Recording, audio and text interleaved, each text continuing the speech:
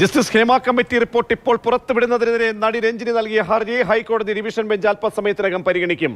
Report പുറത്തുവിടും മുൻപ് അതിന്റെ ഉള്ളടക്കം കാണണമെന്നാണ് രഞ്ജിനിയുടെ ആവശ്യം. സ്വകാര്യതയെ ബാധിക്കുമെന്നതിനാൽ റിപ്പോർട്ട് പുറത്തുവിടരുതെന്ന് ചൂണ്ടിക്കാട്ടി നിർമ്മാതാവ് സജിമോൻ പാറയിൽ നൽകിയ ഹർജി നേരത്തെ ഹൈക്കോടതി സിംഗിൾ ബെഞ്ച് തള്ളിയിരുന്നു. ഇതോടെ വീണ്ടും റിപ്പോർട്ട് പ്രസിദ്ധീകരിക്കാൻ സർക്കാർ നീക്കം നടത്തിയ ഘട്ടത്തിലാണ് ഹർജിയുമായി രഞ്ജിനി എത്തിയത്. വിഷയത്തിൽ ഹൈക്കോടതി ഇന്നെടുക്കുന്ന തീരുമാനം ഏറെ നിർണായകമാകും. എസ് രാഗിനാണ് ഈ വാർത്തയുടെ വിശദാംശങ്ങൾ നൽകാൻ നമ്മോടൊപ്പം ചേരുന്നത്.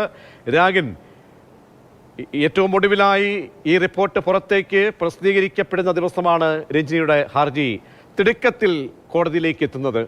ഈ ദിവസമാണ് ഹർജി പരിഗണിക്കാനായി ഹൈക്കോടതി മാറ്റിവെക്കുന്നത്. അതുകൊണ്ട് തന്നെ ഇന്നത്തെ കോടതിയുടെ ഇടപെടൽ വളരെ പ്രധാനപ്പെട്ടതാണ്. താൻ നൽകിയ മൊഴിയുടെ ഉള്ളടക്കം കാണണമെന്നാണല്ലോ രഞ്ജിനി ആവശ്യപ്പെടുന്നത്. ഈ ഹർജി എപ്പോൾ പരിഗണിക്കും? സാധ്യതകൾ എങ്ങനെ?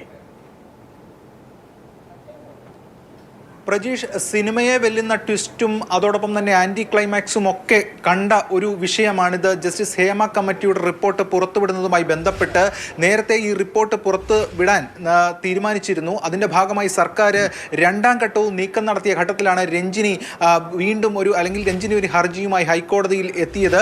ആ ഹർജിയാണ് ഇന്ന് ഹൈക്കോടതിക്ക് മുന്നിലേക്ക് എത്തുന്നത്. ഡിവിഷൻ ബെഞ്ചിൻ്റെ മുന്നിലേക്കാണ് ഹർജി എത്തുന്നത്. അതിലേറ്റവും പ്രധാനപ്പെട്ട കാര്യം, ഈ വിഷയം ഒന്നുകൂടി ഒരു ലീഗൽ സ്ക്രൂട്ടനിക്ക് ഹൈക്കോടതി വിധേയമാക്കുന്നു എന്നതാണ് ഏറ്റവും പ്രധാനപ്പെട്ട കാര്യം. നേരത്തെ സിംഗിൾ ബെഞ്ച് ഉത്തരവിട്ടതാണ്. അതായത് സജിമോൻ പാറയിൽ നൽകിയ ഹർജി തള്ളിക്കൊണ്ടായിരുന്നു സിംഗിൾ ബെഞ്ചിന്റെ ഉത്തരവ്.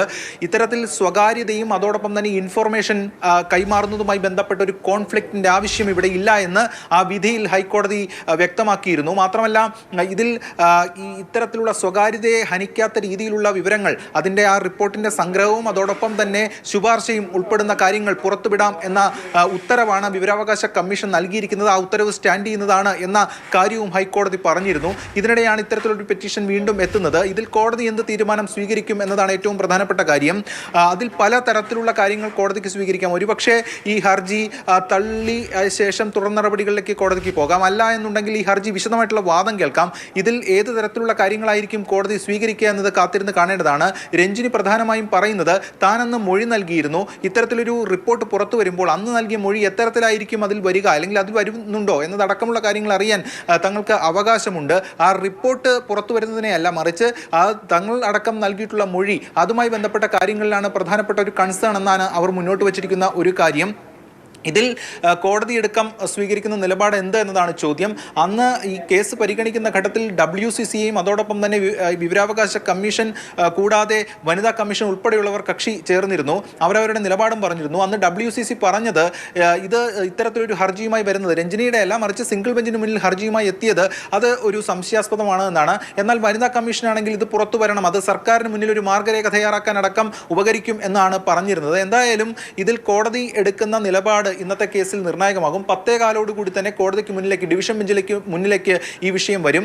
എന്തായിരിക്കും കോടതി സ്വീകരിക്കുക? അതിൽ നോട്ടീസ് അയച്ച് വിശദമായിട്ടുള്ള വാദം കേൾക്കുന്ന തരത്തിലേക്കുള്ള നടപടിക്രമങ്ങളിലേക്ക് പോകുമോ, അല്ലെങ്കിൽ ഇവരോട് ആദ്യഘട്ടത്തിൽ പ്രാഥമികമായി എന്തൊക്കെയായിരിക്കും പുറത്തുവിടുക, എന്തൊക്കെയായിരിക്കും എന്നത് സംബന്ധിച്ചുള്ള ചോദ്യങ്ങൾ ചോദിക്കുമോ, അതിനുശേഷം ഹർജി തീർപ്പാക്കുമോ, തുടർന്ന് ഇന്ന് തന്നെ ഒരു തീരുമാനം വരുമോ എന്നതൊക്കെ കാത്തിരുന്ന് കാണേണ്ടതാണ്.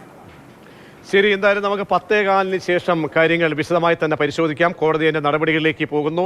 വളരെ പ്രധാനപ്പെട്ട നിർണായക ദിവസമാണ് ഹേമ കമ്മിറ്റി റിപ്പോർട്ടുമായി ബന്ധപ്പെട്ട് കോടതിയിൽ നിന്ന് നമ്മൾ പ്രതീക്ഷിക്കുന്നത്.